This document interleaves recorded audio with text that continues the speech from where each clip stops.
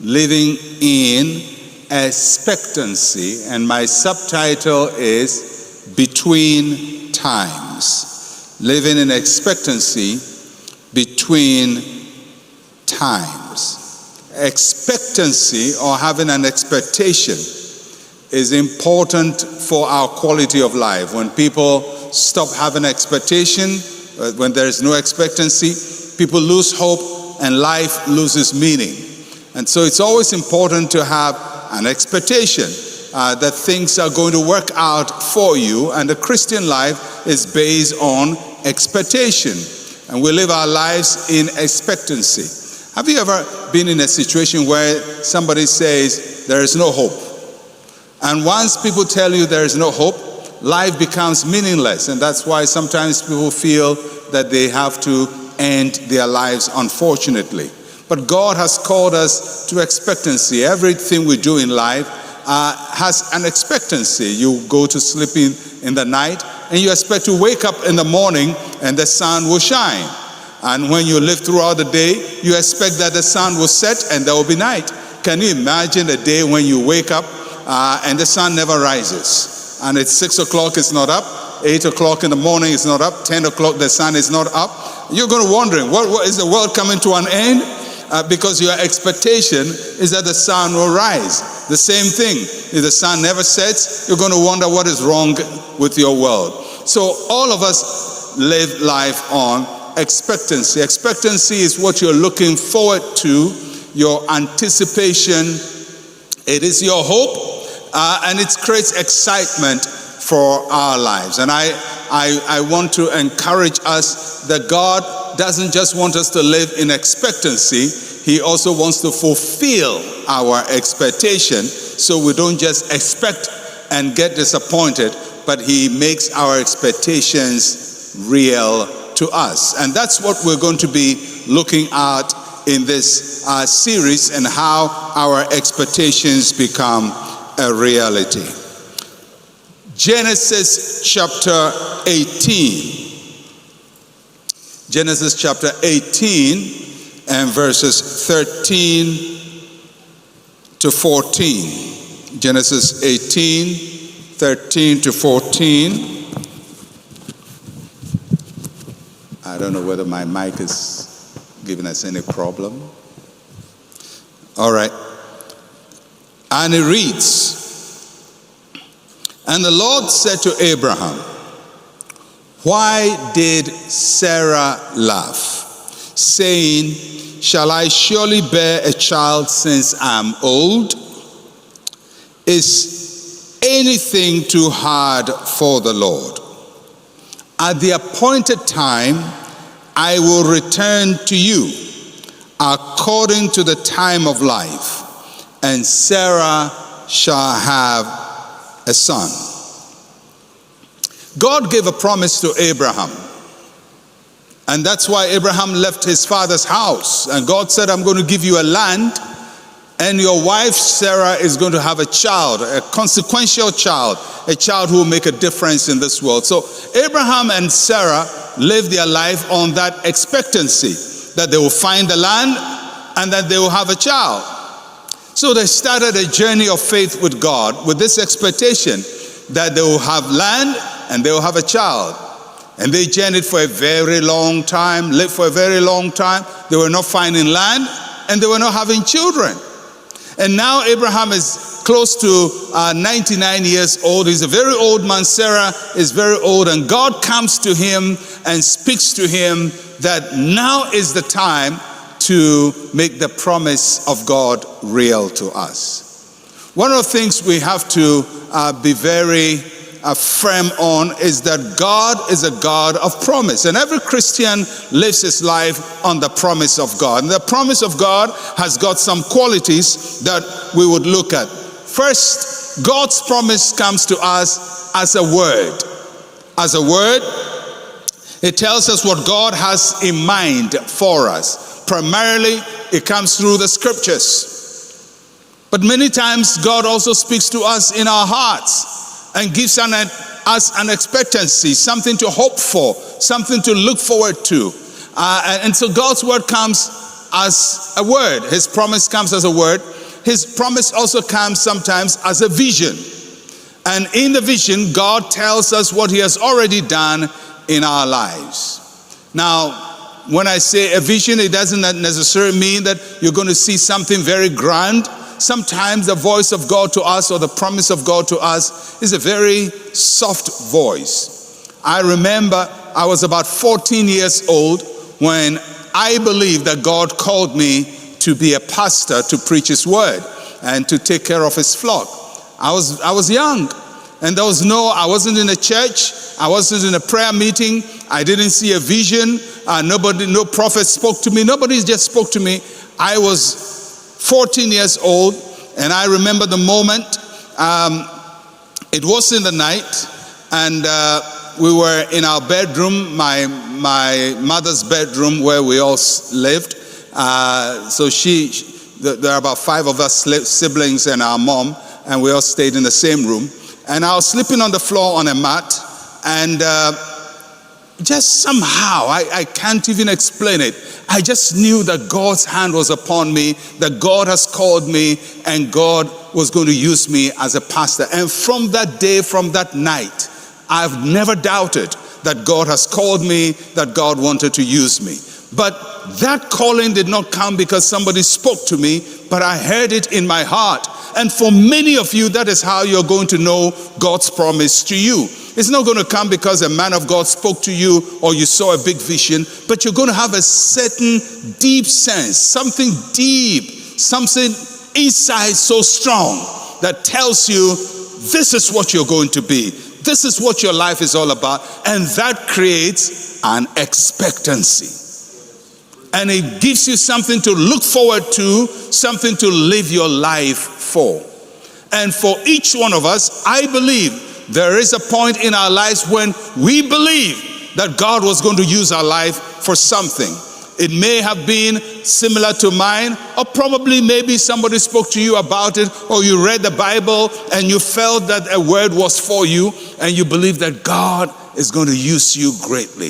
If you have such a promise of God, I want you to hold on to it, and I want you to live in expectancy. Everybody say expectancy. Now I want us to go to the text, and we're going to examine a few things about God's promise and how it becomes real in our lives.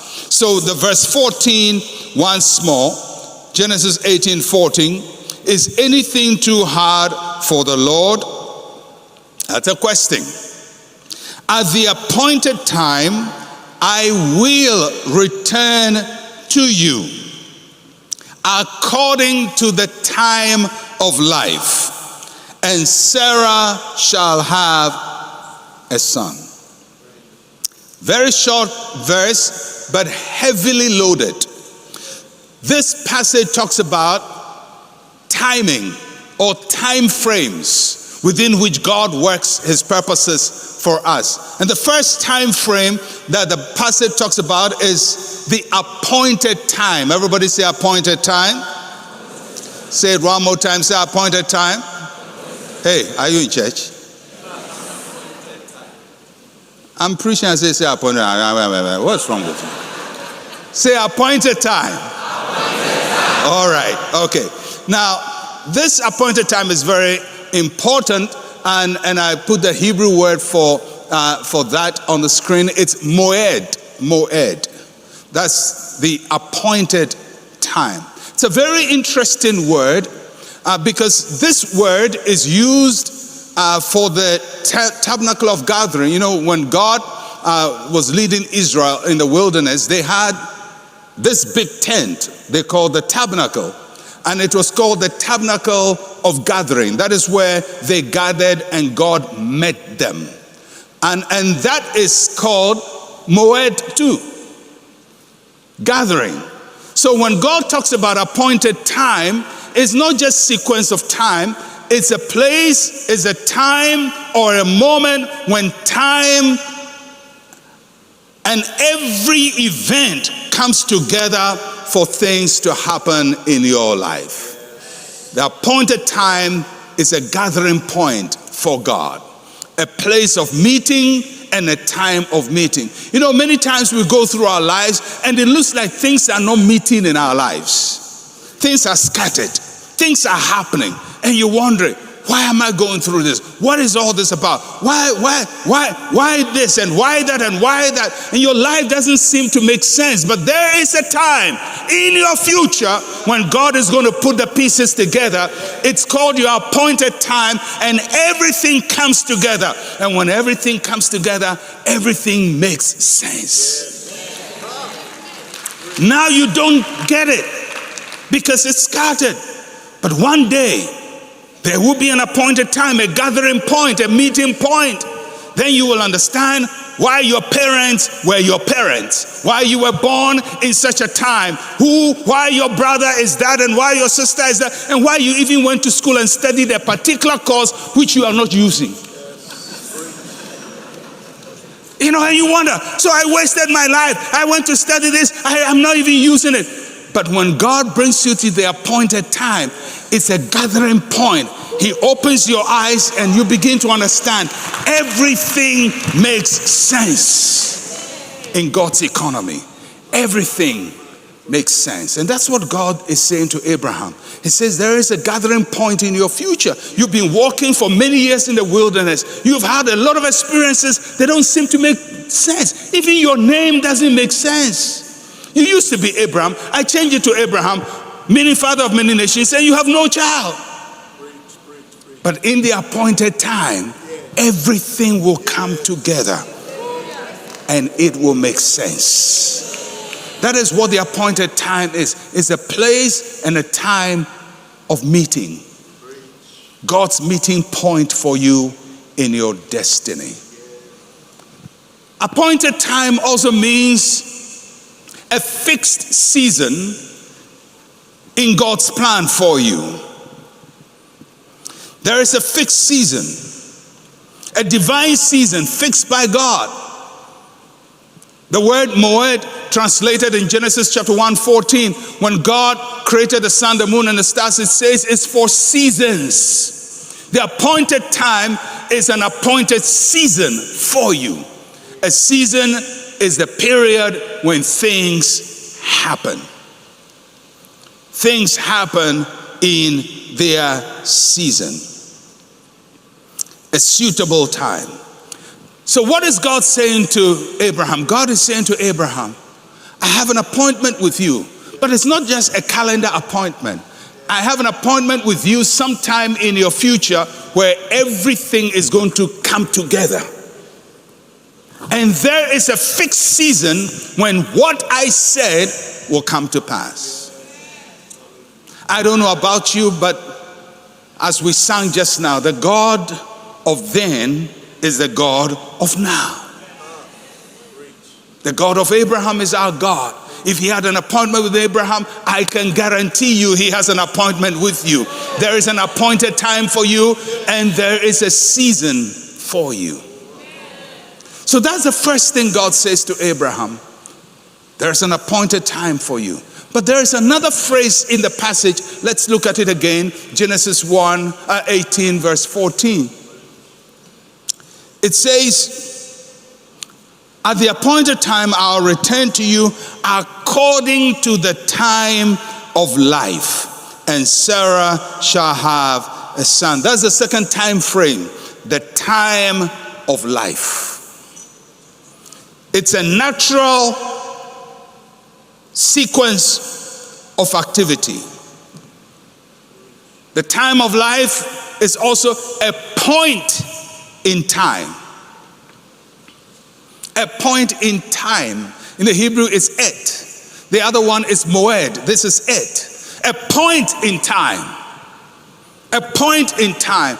God is saying to Abraham, I have a season for you. I have an appointed time for you.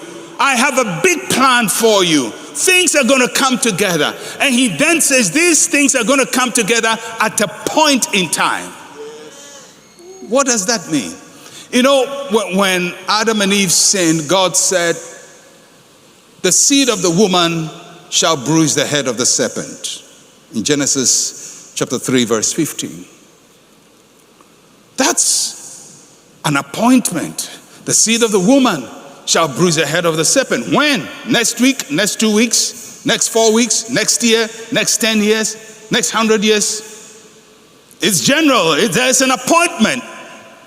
But when you read the book of Galatians, it says, and when the fullness of time was up, God brought forth his son, born of a virgin. In other words, God has an appointment with time, but the appointment has a point in time when it's going to happen.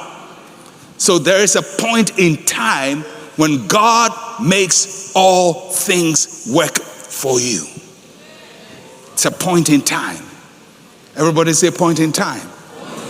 So there, God has a time of appointment for you, and then he has a point in time for you. And when that point in time comes, things work out for you. The time of life is a point in time. The time of life is also the season when things happen. It describes the natural processes which are completed. And when the natural processes are completed, things happen. In other translations of the Bible, the time of life is translated as spring, or next year about this time. And the reason why it's translated sometimes as spring is because spring is when things are born. After winter, spring. We don't have spring in Ghana, so. But for those guys, it's when things are born. So what it's saying is that when God wants to give you what he has promised to give you, it's going to happen at the time it should happen. It's going to happen at the time it should happen. So sometimes when it happens, you may actually think it's a natural thing that has happened. It was supposed to happen and it happened. But it is happening because it is supposed to happen, because God made it happen. And the one reason why many times God does things for us and we don't even know it's God is because it happens in the time of life. It happens at the time it is supposed to happen. You know, if you plant mangoes in Ghana, and I say mangoes because mangoes are nice. And all of us used to run after mangoes when we were kids. If you plant mangoes in Ghana, they will ripe in the tree, it matures the best fruit. They ripe normally around April and May. March, April, May is mango season. And then later on, around November, December, January, it's another mango season. So that is when mangoes should ripe. All right? So that will be the time of life of a mango. When is a mango supposed to bear fruit? It's going to be somewhere around April, somewhere around December. But the one who's controlling the time of life to make it happen is God. But what is happening seems to be a natural thing that is happening, but God is behind the natural event that is happening. I hope you understand that. We've come to the end of this video. We believe you've been blessed. Remember, God's love is steadfast and unchanging. May his grace and peace be with you always. If you're new here, consider subscribing to stay up to date with our videos. Kindly share this video with your friends and families. You can watch this next video on your screen.